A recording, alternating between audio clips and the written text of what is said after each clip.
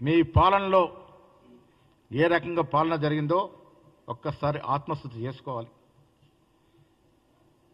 ఆనాడు ముఖ్యమంత్రి కేసీఆర్ కూడా కేవలం ప్రజల్ని మభ్యపెట్టడం, ఆచరణ సాధ్యంగానే మాటలు చెప్పడం, వాగ్దానాలు చేయడం 10 ఏళ్ళు కాలయాపన చేశారు తప్ప ఈ విధంగా రాష్ట్రం మీద ఎప్పుడు కూడా దూరదృష్టితో పనిచేయలేదు.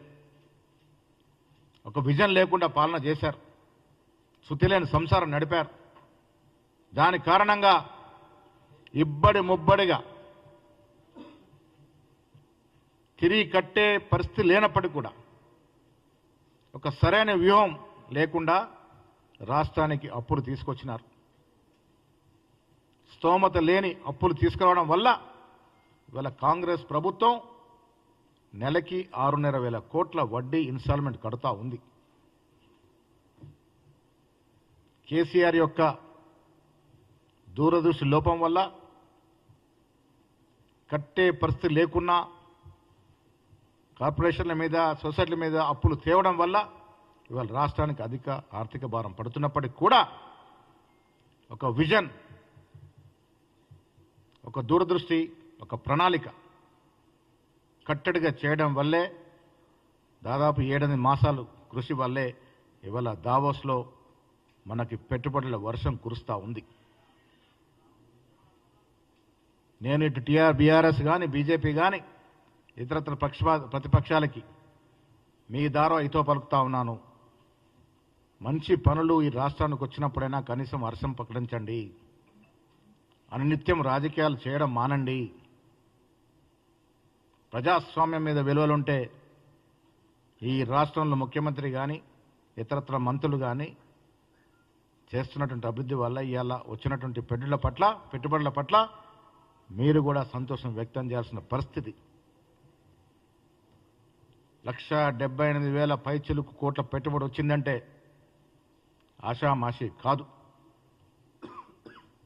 నేను మీ ద్వారా కాంగ్రెస్ పార్టీ ఇవాళ పెట్టుబడులకి ఆద్యం పోసి కృషి చేసి పెట్టుబడి తీసుకొచ్చిన రాష్ట్ర ముఖ్యమంత్రి గారికి, ఐటీ శాఖ మంత్రి గారికి, అధికారులకి, దీనికి ఆమోదం తెలిపిన కేబినెట్ మంత్రులందరికీ కూడా అభినందన తెలియజేస్తూ ఉంది. అదేవిధంగా ఈ పెట్టుబడుల వల్ల ఈ రాష్ట్రంలో దాదాపు 75,000 ఉద్యోగాలు అదనంగా వచ్చే అవకాశం ఉంది. 50 నుంచి 75,000 ఉద్యోగాలు.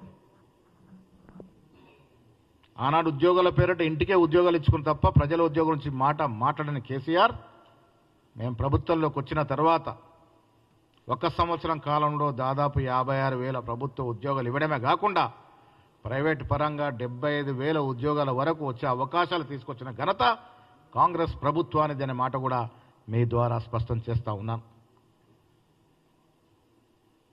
రాష్ట్ర ప్రభుత్వానికి అభినందన తెలుపుతూ అదేవిధంగా ఇటీవల ఈ రాష్ట్రంలో ముఖ్యమంత్రి గారు ఒక స్పోర్ట్స్ మ్యాన్. గతంలో స్పోర్ట్స్ శాఖకి అరకొర నిధులు ఉండేవి. ముఖ్యమంత్రిగా రేవంత్ రెడ్డి అయిన తర్వాత స్పోర్ట్స్కి అధిక ప్రాధాన్యత ఇస్తూ పోయిన ఒలింపిక్స్లో మనకు మెడల్స్ రాకపోయినా వచ్చే ఒలింపిక్స్ నాటికి రాష్ట్రాన్ని ఆ స్థాయికి తీసుకెళ్లనే ఉద్దేశంతో ఈ రాష్ట్రంలో ఒక స్పోర్ట్స్ యూనివర్సిటీ ఏర్పాటు చేయడానికి నిర్ణయం తీసుకోవడం, దాంట్లో భాగంగానే అత్యధిక మెడల్స్ గెలిచిన ఆస్ట్రేలియాలో నేను, నాతో పాటు జితేందర్ రెడ్డి గారు, మా స్పోర్ట్స్ చైర్మన్ గారు, ఎంపీ అనిల్ గారు, ఫహీం గారు అందరం కూడా పర్యటన చేయడం జరిగింది.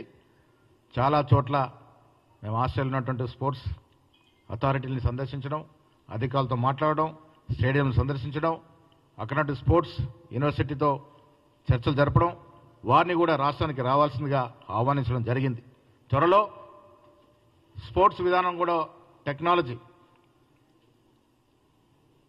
చాలా చోట్ల మేము మెల్బోర్న్లో డెకిన్ యూనివర్సిటీ కానీ, మెల్బోర్న్ క్రికెట్ గ్రౌండ్స్ కానీ, గిఫిట్ క్వీన్స్లాండ్లో స్పోర్ట్స్ యూనివర్సిటీ కానీ సందర్శించడం జరిగింది. రాష్ట్రాన్ని ఒక స్పోర్ట్స్ హబ్గా కూడా చేయాలనే తపన ముఖ్యమంత్రి గారి ముందు ఆ దశకు కూడా ప్రయత్నం చేస్తూ ఉంది. ఇలా చెప్తూ పోతే రాష్ట్రం సమూలంగా అన్ని హంగులతో అన్ని రంగాల్లో అభివృద్ధి చేయాలనే ఆకాంక్ష ప్రజలు కోరుకునే విధంగా కాంగ్రెస్ ప్రభుత్వం ముందుకు పోతా ఉంది. ప్రతిపక్షాలు ఇవాళ అనునిత్యం రాజకీయాలు చేయాలనే తపనలో అధికారం పోయిందని ఒక అక్కస్తో మాట్లాడుతూ ఉంటే ప్రజలారా మీరు నమ్మకండి.